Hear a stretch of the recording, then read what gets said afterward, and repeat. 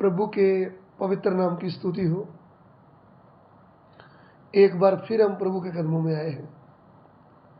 आज के ध्यान के लिए हम प्रभु का वचन पढ़ना चाहेंगे। वह विस्तावरण 8 अध्याय उसका 4 वचन। वह विस्तार 8:4।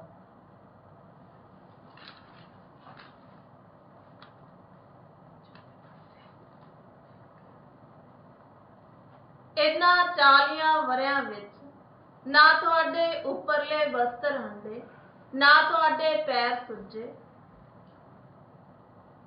ਤੁਸੀਂ ਆਪਣੇ ਮਨ ਵਿੱਚ ਵਿਚਾਰ ਕਰੋ ਕਿ ਜਿਵੇਂ ਮਨੁੱਖ ਆਪਣੇ ਪੁੱਤਰ ਨੂੰ ਤਾੜਦਾ ਹੈ, ਤਿਵੇਂ ਯਹੋਵਾ ਤੁਹਾਡਾ परमेश्वर ਤੁਹਾਨੂੰ ताड़ता रहा। इन 40 वर्षों में तेरे वस्त्र पुराने ना हुए और तेरे तन से भी नहीं गिरे और ना तेरे पांव फूले।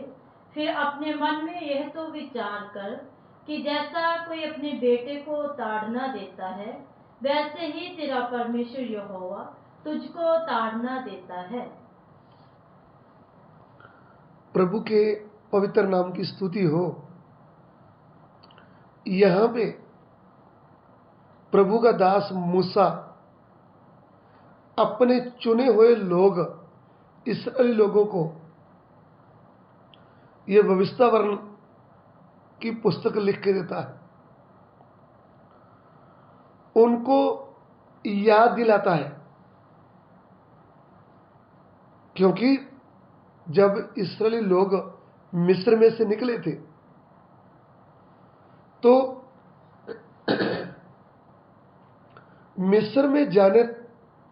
मिस्र से कनान जाने तक उनको समय लगा 40 वर्ष का।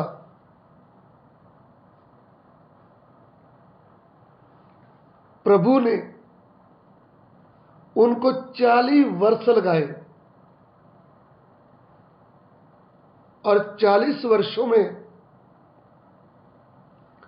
उनका जो सफर किया, उन्होंने सफर में भूख आया, प्यास आया, बहुत मुश्किलें आया, तो भी प्रभु उनको संभाला। क्योंकि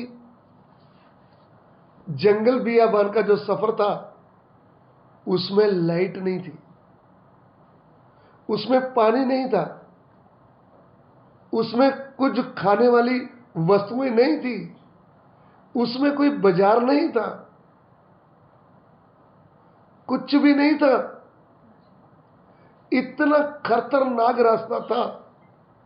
वहां पे सांप भी थे, वहां पे बिच्छू भी थे। इस खतरे के जीवन में, इस खतरे के उस रास्ते में उनका प्रभु उनके साथ चल रहा था। इसलिए हम पढ़ेंगे प्रभु के वचन से निर्गमन की पुस्तक उसका 13 अध्याय उसका 21 वचन। कूच 13:21। और यहोवा उन्हें दिन को मार्ग दिखाने के लिए मेघ के खंभे में और रात को उजियाला देने के लिए आग के खंभे में होकर उनके आगे आगे चला करता था, जिससे वे रात और दिन दोनों में चल सके। देखिए, जब इस्राएली लोग मिस्र से निकल आए तब उनको कोई रास्ता दिखाने वाला नहीं था, लेकिन उनको प्यार करने वाला परमेश्वर, उनको मिस्र से निकालने वाला परमेश्वर उनके आगे आगे चल रहा था। कैसे चल रहा था? दिन में बादल का खंभा बनकर चलता था उनको रास्ता दिखाने के लिए, और रात को आग का खंभा बनकर उनके आगे आगे चलता था ताकि उनको सही मार्ग मिले। अभी गिनती की पुस्तक उसका 14 अध्याय उसका 14 वचन में पढ़िए। और इस देश के निवासियों से कहेंगे, उन्होंने तो यह सुना है कि तू जो यहोवा है इन लोगों के मध्य में रहता है और प्रत्यक्ष दिखाई देता है, और तेरा बादल उनके ऊपर ठहरता है, और तू दिन को बादल के खंभे में और रात को अग्नि के खंभे में होकर उनके आगे आगे चला करता है। इधर में लिखा है कि बहुत सारी जातियों, बहुत सारे लोगों को पता चल गया कि इनका परमेश्वर, इस्राएल का परमेश्वर उनके मध्य में रहता है। इस्राएल का परमेश्वर उनके आगे आगे चलता है। इस्राएल का परमेश्वर दिन में बादल का खंभे बनकर और रात को आग का खंभा बनकर उनके आगे चलता है। जब प्रभु अपनी कौम इस्राएल की अगुवाई कर रहा था, जब उनके साथ साथ चल रहा था दिन रात भी, तब उधर का रास्ता कैसा था? उस समय वहां पे पैदल चलना था, लंबा सफर करना था। फिर रास्ते में सांप आए, बिच्छू आए, क्या कुछ भी आया तो भी उनकी कुछ हानि नहीं हुआ। क्यों नहीं हुआ? उनका परमेश्वर यहोवा उनके साथ चल रहा था। इसलिए लिखा है, ये 40 वर्ष को तुम याद रखो, प्रभु ने तुम्हें भूखा भी होने दिया और तुम्हें परखा, तुम्हारी परीक्षा की, तुझे नम्र बनाया कि क्या तुम उनके आज्ञाओं का पालन करोगे भी कि नहीं। तुम्हारे मन की परीक्षा की।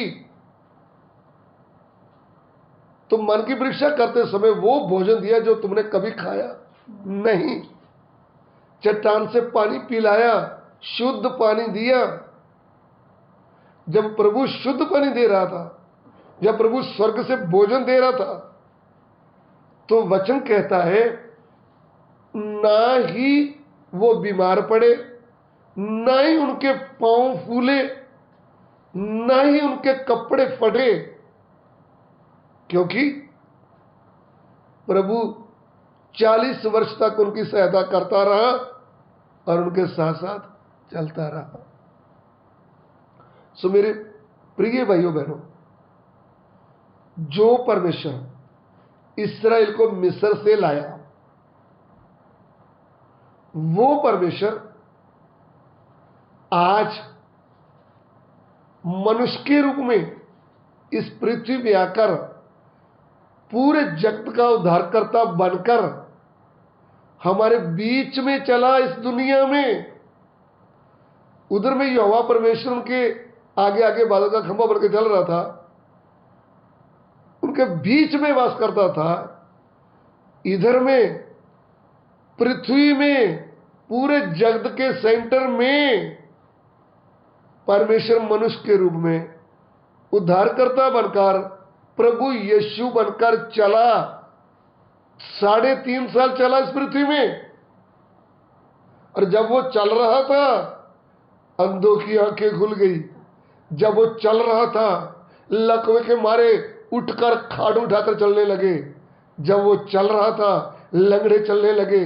जब वो चल रहा था, पागल लोग आजाद हुए। जब वो चल रहा था, मरे लोग जिंदा हो गए। सो इतना ही काफी नहीं, वो प्रभु पूरे जगत के पाप का दंड अपने ऊपर लेते हुए उन्होंने क्रूस पर अपना प्राण दे दिया। उनका शरीर कब्र में रख दिया, कब्र में पहरा लगा दिया सिपाहियों का कि कहीं लाश को छेड़ ना करे। तो भी पहरा होते हुए भी पृथ्वी खुल गई, भूकंप आ गया। तीसरे दिन वो प्रभु मुर्दों में से जी उठा।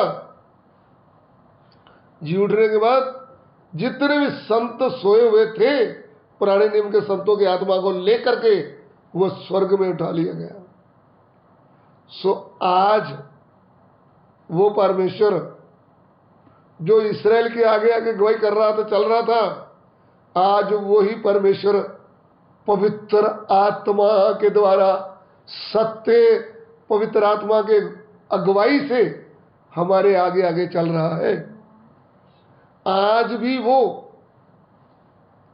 पवित्र आत्मा की सामर्थ्य के द्वारा और पवित्र आत्मा की आग की उपस्थिति के द्वारा हमारे साथ होते हुए हमारी सहायता कर रहा है। लेकिन हम प्रभु की आत्मा को दुखी ना करें, तब वो प्रभु का आत्मा हमारे साथ चलता रहेगा जब तक हम इस पृथ्वी में हैं।